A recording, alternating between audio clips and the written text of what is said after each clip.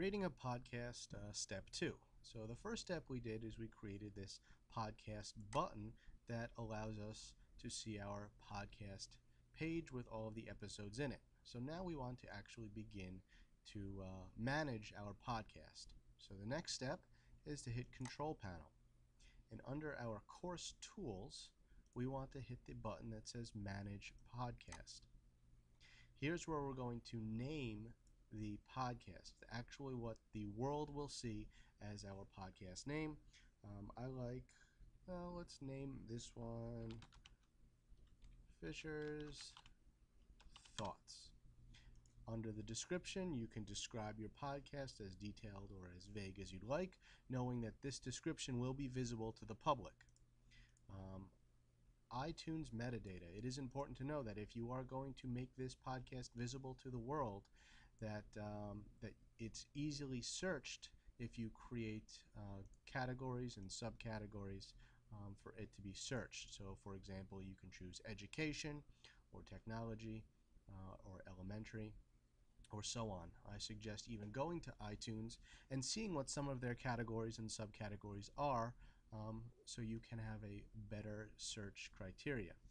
If you have a picture that you want to use for your album art, or you want to create one, you can go ahead and do that and then hit the Browse button, find your picture on your computer, hit Upload or Open, and it will then upload your artwork, so it will show up with your iTunes account or on your podcast page.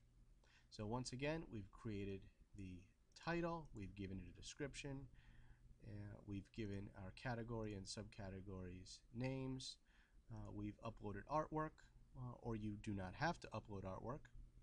And now option 3 is very important. If you leave it with the first option, in course only, meaning only people who have access to your course, your Blackboard course, can listen, hear, or watch your podcast. If you choose this one, everyone, that means everyone in the world will have access to this podcast if they search it. So if we select this, and this is most likely what a lot of you will want to do, you want to create this, allowing you to have a URL, an actual web link to your podcast that you can publish for everyone to hear. So let's click that option and we hit Submit.